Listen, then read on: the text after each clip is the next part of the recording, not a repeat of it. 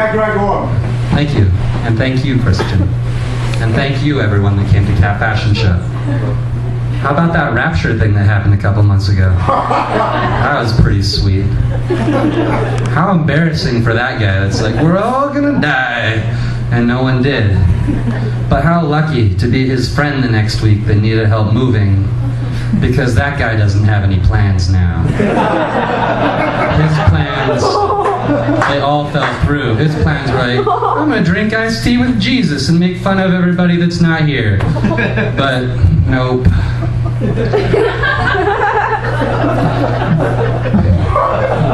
Not at all.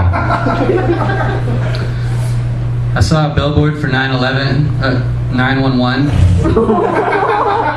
Sorry, they're very similar because they have like pictures of firemen on it.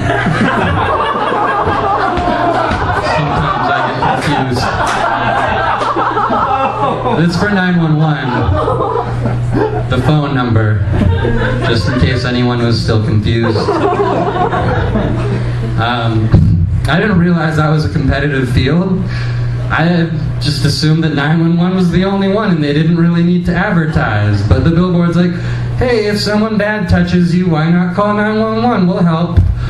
I didn't realize that there were other places like, hey, call 9726 instead. We'll send our own policeman down. It's just a guy in a cowboy hat with a plastic sword, but he's real excited.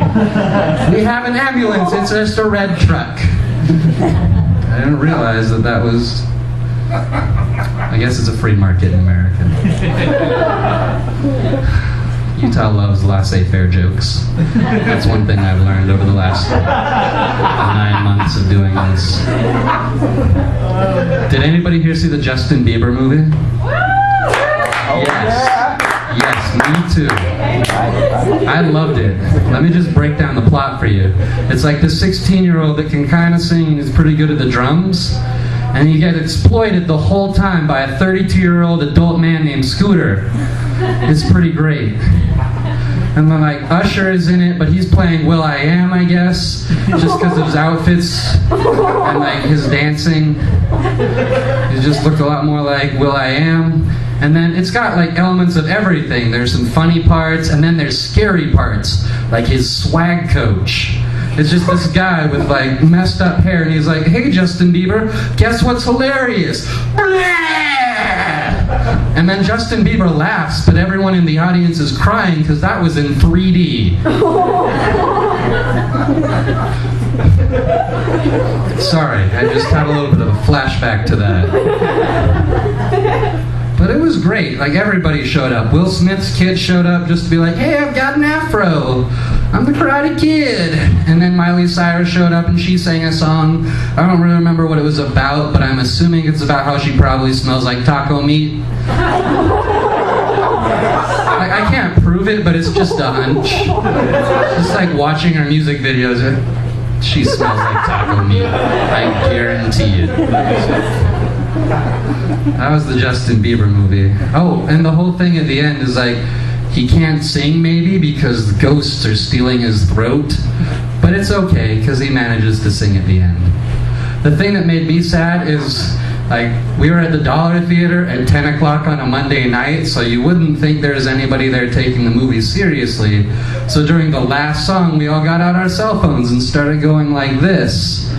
But then a woman in the back's like, guys, knock it off. Like, what? I was frightened. So dogfighting's a thing, right? People just going nuts for this dogfighting. It's like adults' Candyland. Here's something I've just thought about with dogfighting. It's the only sport that Disney has not made an inspirational movie about overcoming racial barriers yet. And I think that's a damn shame, because it pretty much writes itself.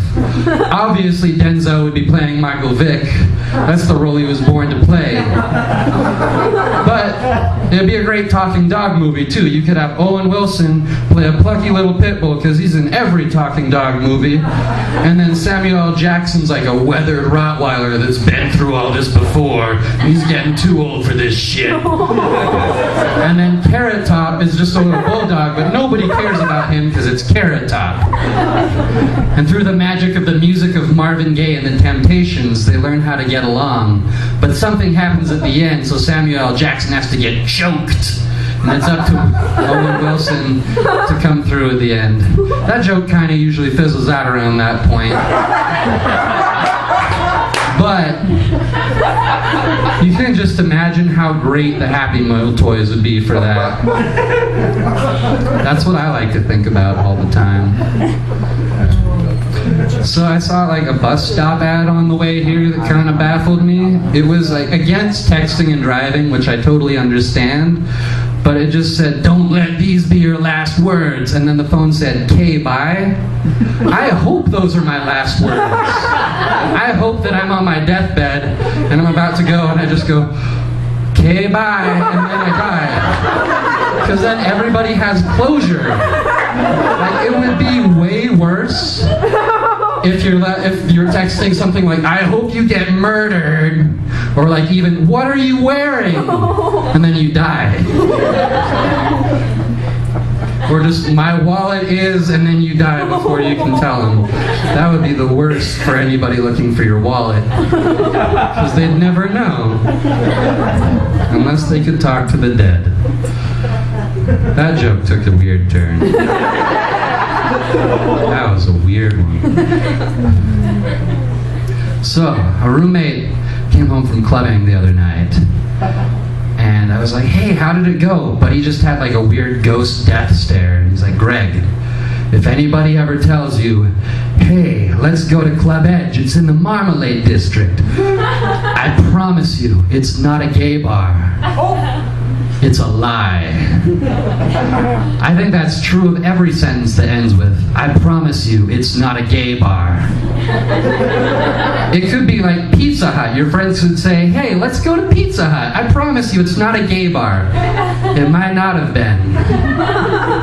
But as soon as those magic words are spoken, it's going to be the gayest gay bar that anybody's ever been to, ever. You will get there and the lights will be really dim, and there will be neon everywhere, and the Pet Shop Boys will be playing really loud. And when you get to the register, it's just going to be some guy in a mesh t-shirt with pierced nipples. He'll go, "Oh, hey, welcome to Pizza Hut. My name is Louis. The only pizza we serve here is meat lovers." A few of you understood that. It's a pepperoni joke. Meat. Meat is hilarious. It's the funniest of the food groups.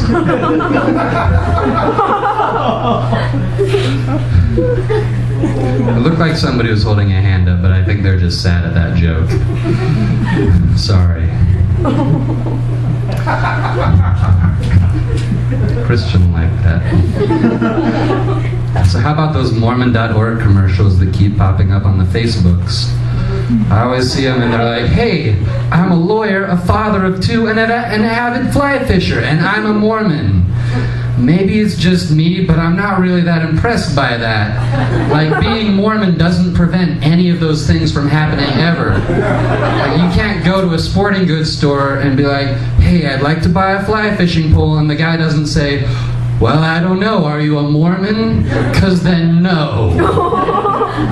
Like, it would be way more impressive if it was like, "Hey, I'm an interior decorator, a freelance photographer, and a DJ, and I'm completely retarded. Come to our website, completelyretarded.org. I'm just saying, I would love to see the houses that guy would decorate. Why is the fridge in the bathtub? It saves space. I guess that's true. That would save space. Here's my closer. This one got some strange reactions last time. So I was up at 2 in the morning because I like the nightlife, but nobody likes me. That's sad. But you guys are laughing, so who cares, right? Anyway, I was watching TV, and a commercial came on, and I guess it was an anti-drinking commercial, but it was just a guy in a bed, and he wakes up and he's like, "Oh man, I missed the bus!" And then the announcer goes, "Don't drink." End commercial. Yeah, that's about my reaction too. And then immediately following that was a beer commercial, and that was just a bunch of people getting to second base all over each other and drinking beer and having a great time at a concert. And then the announcer was like, "Beer! Quit being a queer and put it in your mouth." Might not have been his exact words, but it was pretty close. It was implied. And I was like, wow, the anti-drinking people really need to get it together. This is ridiculous.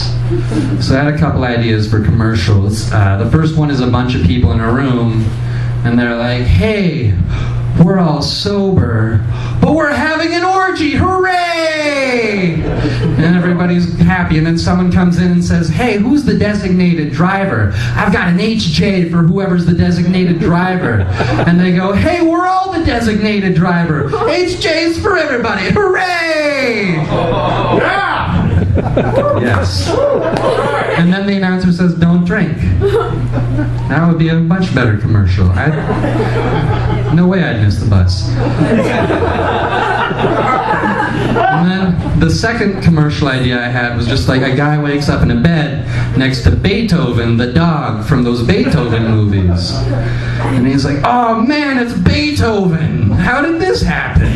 And then the announcer says, "Don't drink, otherwise you might make up next to Beethoven from those crappy dog movies. Sure, he's famous, but he's really clingy, and that'll drive anybody nuts." Thank you guys for coming to Cat Fashion Show.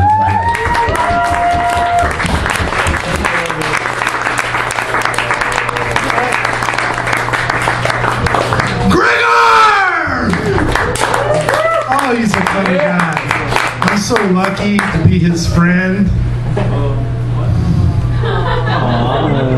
I'm so lucky to be your friends.